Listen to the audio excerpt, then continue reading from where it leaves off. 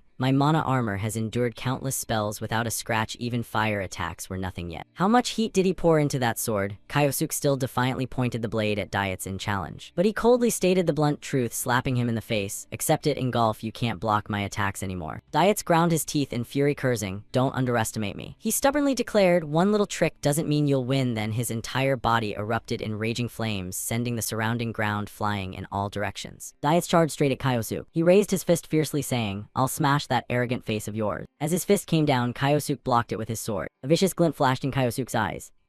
Then he swung the blade in a fierce arc, sending Dietz flying far away. Dietz took the hit, his leg wound bleeding profusely red. He collapsed in pain, then slowly rose again. Dietz looked toward him somewhat stunned, thinking inwardly, impossible. Kyosuke stood firm and tall, staring straight at him mockingly. When you get emotional, your movements become stupid and predictable. You still have the same old habits. Your aura now is completely different from back when you were naive. Seeing this, Dietz's emotions suddenly became complicated. He collected himself, then shouted, shut up. Shut your mouth right now. With that, Dietz unleashed a punch controlling earth and stone, rushing toward Kyosuke. Kyosuke clicked his tongue in disdain, asking, you still want to keep fighting? As the wave of rock flew rapidly at him, he casually sidestepped. At that moment, Dietz had closed in preparing a punch while he wasn't paying attention. But he roared furiously, don't lecture me about the past anymore. Kyosuke was slightly surprised but still dodged in time. Dietz threw another powerful punch at him, shouting bitterly, you burn my homeland to ashes. Hearing that, Kyosuke froze in confusion. He calmly tried to ask back, wait, engulf, what are you? But Dietz in his rage wouldn't listen. He roared, overpowering Kyosuke's voice. Being he couldn't talk reasonably, Kyosuke accepted it and said, alright then. He assumed a combat stance and unleashed his mana. A dense stream of mana shot out from him. It surged straight toward Dietz. Dust and smoke filled the air. Dietz grunted in irritation, covering his face and complaining, smoke, huh? He grew even angrier, shouting curses, damn it you. Suddenly, Kyosuke's blazing sword pointed right at his throat, making him freeze in fear and fall silent. The surrounding space grew tense. Both held their positions, neither making the first move. Kyosuke glared straight at him with a grim face. Dietz's Daiats's entire body stiffened, not daring to move a muscle. Suddenly, he squeezed his eyes shut, unwillingly asking why. He began to pour out his heart. I thought you were my rival in the best way, someone I could fight with all my strength. At this point, he couldn't hold back choked sobs, tears welling up as he turned to question him. So why wouldn't you let me believe in that? After a few seconds, Kaiosuk finally spoke, intending to say engulf you. But right then, an arrow flew from nowhere, piercing straight into the back of Daiats's neck. Daiats's eyes widened in shock, and he collapsed just like that. Kaiosuk was equally stunned, unconsciously shouting what? At that moment, he spun around toward where the arrow came from. The sound of high heels clacking approached from the edge of the high cliff. Burjo laughed mockingly and spoke, I won't let you end things so easily. Kaiosuk furrowed his brow in fury, shouting you. Seeing her face clearly, he froze in shock, yelling Claudia. Burjo sneered in greeting, long time no see Kairo. Hearing that, Kaiosuk inwardly panicked, wondering, does she already know my identity? Burjo activated her magic with a sinister smile, saying, I'd love to have a proper chat to my heart's content, but that'll have to wait. Anyway, the real fun is just beginning right now. Daiats's entire body was enveloped in a surge of demonic energy. Daiats unconsciously cried out in agony HRRGH from the overwhelming pain. His whole body was lifted into the air by that demonic energy. Witnessing the scene, Kaiosuk couldn't help cursing inwardly, damn it, it's Claudia's magic. Burjo, having achieved her goal, spoke with satisfaction, now then go ahead, enjoy slaughtering each other. After Burjo infused him with magic, Daiats not only regained his fighting strength, but became even more powerful. He stood firm, resuming a combat stance, his eyes vacant as he growled, staring fixedly at Kaiosuk. Burjo stood on the cliff edge, looking down at the two below, gusts of wind lightly fluttering the hem of her dress. Suddenly, a figure approached, calling out, Lady Claudia, it's time. Kaiosuk, holding his sword, looked up from below, his face showing shock. That's the figure entered Kaiosuk's view. He exclaimed in astonishment, Shirato Sayuki. Kaiosuk frowned, questioning her tone. Why did you report to Claudia? Burjo ignored his question, leaving only one remark, now fight with all your heart, Kairo, then turned and left with Sayuki. Seeing this, Kaiosuk wanted to chase after them, shouting, wait, Claudia. But before he could pursue, a powerful figure blocked his path ahead, radiating an overwhelming aura. Terrifying magical power glowed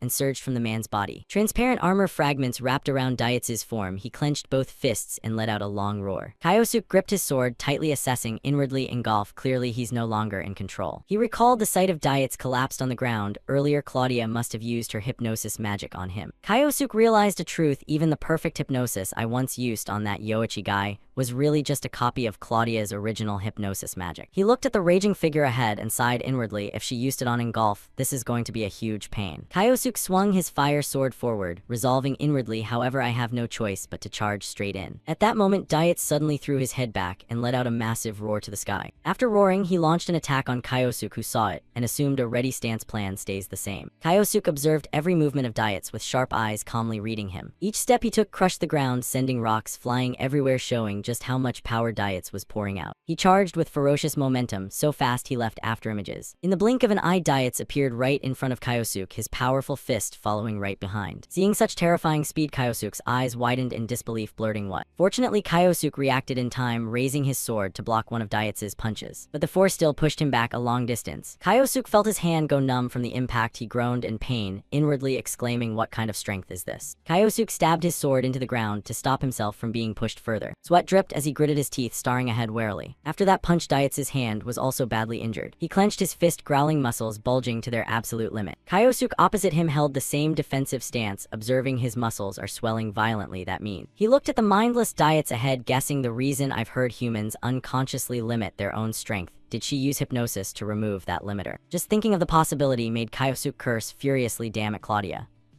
He pulled his sword from the ground, truly worthy of the queen of mind manipulation. Kaiosuk raised his sword into an attacking stance, inwardly reassessing his opponent's combat power. His speed is on a completely different level. I need to deal with that first. At that moment, Daiats entered the range of the fire sword's attack. In an instant, Kaiosuk's entire aura shifted, his eyes now filled with killing intent target. Daiats charged again like an arrow. Winds whipped up around both of them. Kaiosuk locked onto his attack point, this time his legs. In a flash, both of Daiats's legs were slashed open, gushing blood. Seeing him hit vital spots, limiting his movement, Kaiosuk inwardly rejoiced. Yes, he thought, with this strike.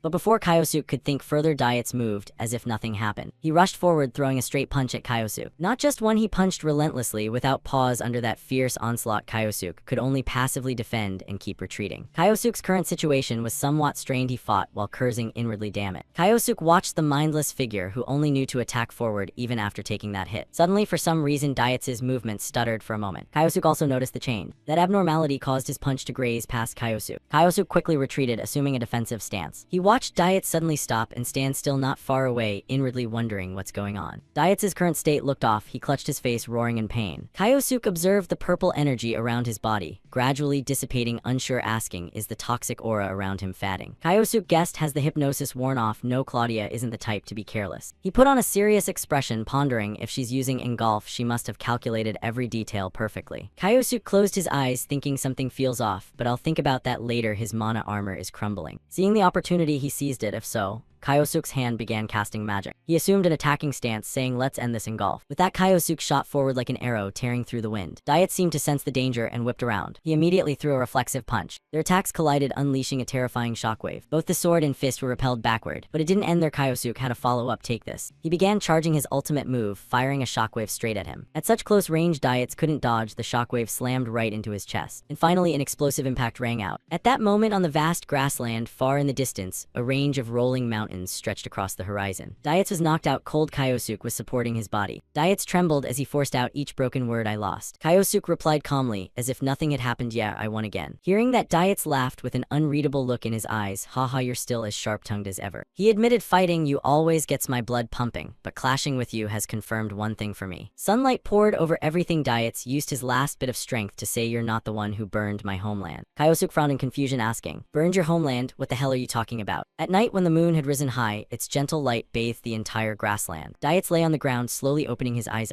Kyosuke, sitting by the campfire, suddenly spoke, startling him. Awake, you're awake. Diets looked at the indifferent figure in shock, stammering, Kawakiro. He stared at the bandage wrapped around his hand in disbelief, asking, you bandaged me? Kyosuke replied, just basic first aid. If you thrash around, it'll mess up the wound. Diets asked, puzzled, why? He repeated warily, aren't we enemies? Why would you help me? Kyosuke answered vaguely, I'm thinking about something. Then Kyosuke shot him a sharp glance, asking, earlier, before you passed out, you said I'm not the one who burned your homeland. What did you mean by that? The fire crackled in the darkness. His voice continued, I heard that 20 years ago someone turned an entire village to ashes, and the culprit still hasn't been found. Diets narrowed his eyes, inwardly assessing the man before him. That attitude, just as I thought. He closed his eyes as if giving in. Alright, I'll tell you. Diets began recounting 20 years ago, just 1 week before the SSS-class dungeon catastrophe. His eyes carried sorrow as he recalled the past. I was absolutely certain about what I saw. You, or at least your figure, drenched my homeland in flames. Kyosuke asked in disbelief, what? Diets confessed, at first I couldn't believe it. I never thought you'd be the type to do something like that. He remembered his hometown engulfed in fire, but amid the blazing town and people desperately fleeing. The figure laughing was none other than you, Misato Kawakiro. Kyosuke looked at him, confused. What is this? He rested his chin and thought, of course, I would never do something like that, but who did engulf? See. Diets continued right after that. He stared ahead with hollow eyes. We found something in your room, a plan laid out to assassinate all of us. Hearing this, Kyosuke's pupils contracted in disbelief.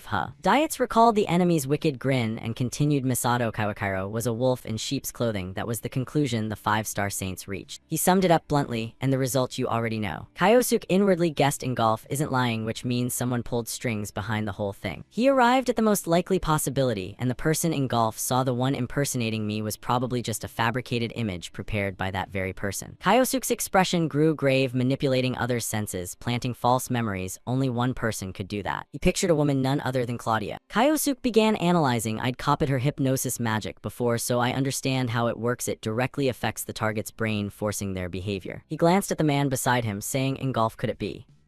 Diets' face remained calm. Before Kyosuke finished, he already understood. Yeah, I think so too. Diets continued, the magic Claudia cast on me earlier wasn't to support me. He considered a worse possibility if she can implant a command like fight until one of you dies, then blocking your ability to confirm the truth probably wasn't hard for her either. He turned to Kyosuke, seriously saying, in other words. Diets' voice echoed in the quiet night, she might have made me misunderstand you as the one who burned my homeland. Kyosuke half closed his eyes with a faint smile. Yes, everything's clear now. Diets pushed himself up on his knees. Anyway, I owe you an apology. He placed a fist over his chest, solemnly saying, Kawakiro, I misunderstood you. Kyosuke looked up, engulf. He stated a truth, I didn't trust you either. Diets reached into his pocket, as if searching for something, saying, I have to accept the consequences. He turned the dagger's handle toward him. Kawakiro. Diets offered with determination, kill me. He gave a bitter smile, bury me here, I deserve it. At that moment, Kyosuke looked at him thoughtfully for a long time without speaking. Suddenly he called out, hey, engulf. Night winds blew, tousling his hair. Kyosuke smiled lightly. Look at the view from this hill. Doesn't it take you back to the days we trained together? together. Diets called out bitterly Kaiwakero. Kyosuke's voice echoed through the night. We were once like brothers. That bond can't just break on its own. Suddenly he grew serious. So who broke it? Are we really going to let them get away with this? He stood up. Now we have a common enemy. So Kyosuke extended a hand. Let's work together in Gaul. Diets gaped in shock at the sudden proposal, unable to speak. Kyosuke added, accepting defeat isn't your style. Diets finally smiled a smile that quietly let go of all past grudges. He agreed, you're right. The two clasped hands like they once did. Looks like their tightly gripped hands symbolized their renewed bond. I still have things to do. Late into the night, the campfire had died, leaving only the moon's soft light shining down. Diets turned, asking, are we heading to the Mediterranean? Kyosuke replied, yeah. He explained the reason. Claudia's about to build a city for her followers there. It could become her base. Diets volunteered, then I'll go with you, but Kyosuke refused immediately. No. He told Diets, Claudia cast magic forcing us to fight to the death, so she probably thinks one of us is already dead. Diets understood.